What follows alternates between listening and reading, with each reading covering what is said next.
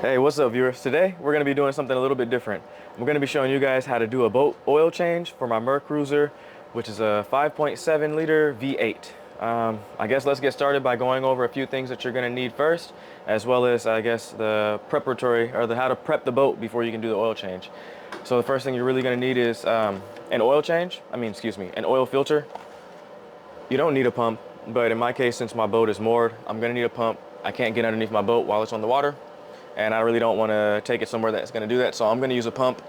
I'm going to run these tubes down into the dipstick area, and as well as through the regular oil filter and suck all of the oil out.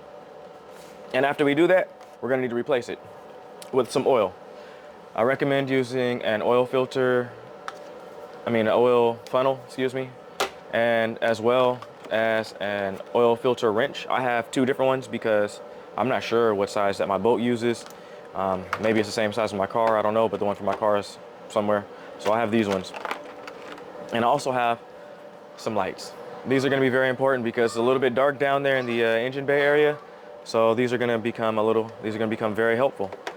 So now that we have gone over all of the different items that we need for this oil change, first thing that we're going to need to do is warm the boat up. You don't want to try to pull or suck oil out of a cold motor while the oil is cold, because it's going to be a lot thicker and harder for it to pull out. So we're going to want to warm this up so that we can get all of the oil out without it basically being too hard to suck out.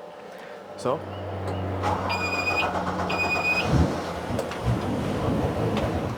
okay, so now that we're letting the boat warm up, there's a few things that I wanted to mention. It's good practice to let the oil warm up to around, I would say, about 125 degrees Fahrenheit, at least. I think that's going to be what, like 60-ish degrees Celsius. I'm not the greatest at the conversion. But here's one thing that I learned when I got my boat. I drive a Searay Sundancer, and a cool feature that's included in the Mercury on the Searay, I don't know if all Mercuries have this, is the advanced throttle only option. What I believe, and I've been told that this does when I purchased my boat, is this is what will allow me to engage, I guess, the throttle and warm up the engine faster without actually engaging in enabling the propellers.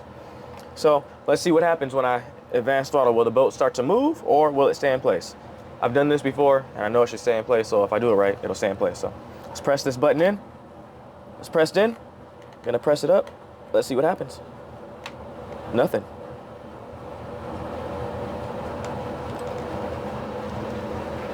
So we're gonna let it do a little bit of an advanced throttle. I'm gonna let this run for a couple of minutes. I'm gonna check the temperature. Already it's going up. And then we're going to begin sucking out the oil. I've let it warm up so far for about 5 minutes. Probably let it warm up for maybe another 5 minutes. Usually I would drive it around, but it's summertime and it's pretty warm outside right now. So I don't think I need to actually take it out and drive it anywhere to like actually warm it up. So it's warmed up. It's time to go into the engine bay. Here's how you get into it on my Searay. You flip up this little latch that's, I guess there's like a little area around here, and it's usually around the table. I don't know if every boat's the same, but turn mine to the side to unlock it, and then get out the way, of course. Let's see if I can do this without taking up too much camera space. And voila, you hear my blowers running, right? Let's turn those off. If you want to see what's down in there, and now that you can see how dark it is, now you can tell this is why we need those lights. So let's get down in there and turn on some lights, huh?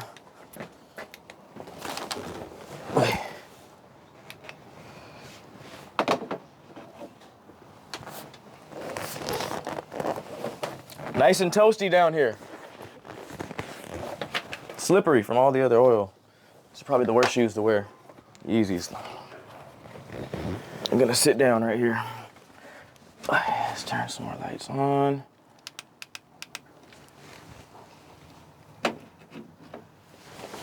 Up here. And there we go. So, one dilemma, I had to get this thing a little bit closer because the tube just wasn't long enough to reach down in there. So now it's like at this angle and probably tearing up a bunch of more stuff. But it's in there for now. And it's pumping oil, as you guys can see. Is it empty?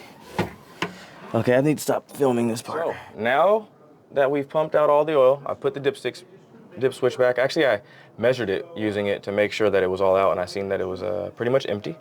And as you can see, there it is right there. Can't see the oil in there right now, the angle I'm in, but it's in there. Trust me, it's in there. You can hear it. It starts sounding like it's gargling when it's almost done. But yeah, back to the next steps. Next steps is replacing this oil filter. And how do you know which one you need? Well, you're going to look at these numbers.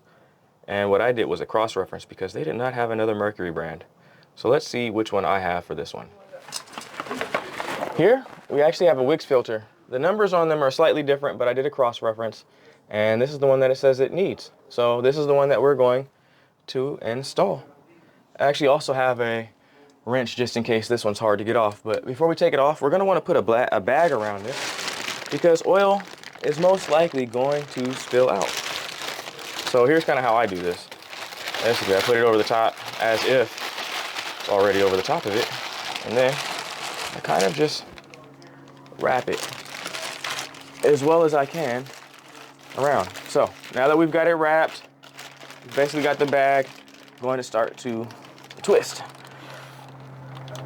And it's hard, it's stuck, right? So we're going to use a tool.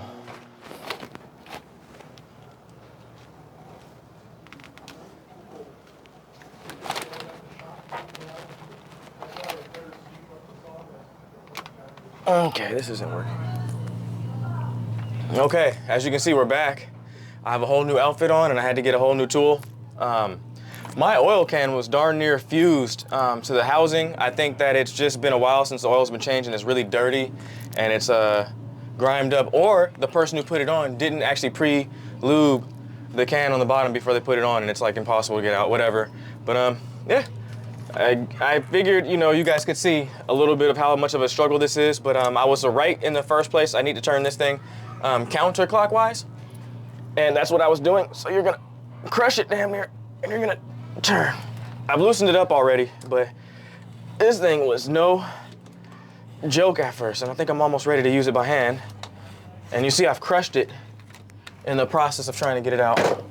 Now let's move some of these wires out the way just in case this oil spills a bit. Just kind of cup it like this to catch it. Oh, my napkins. Can you hand me some napkins that are up there? They should be right there. Just to get it ready. There we go. Oh yeah. And it's finally up. There we go. Let's get that oil drip, drip, drip. Not bad.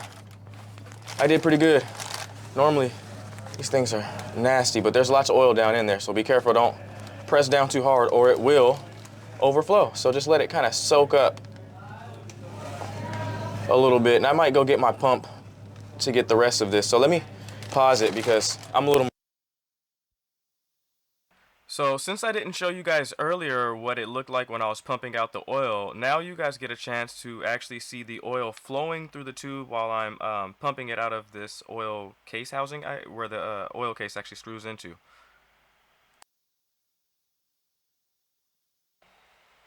And one other thing that you want to make sure that you're doing before you actually screw the new oil filter in, you're going to want to make sure that you put a little bit of oil on it. And, oh, actually, also, you're going to want to make sure that you take the old oil ring out. I just noticed that it's still in there.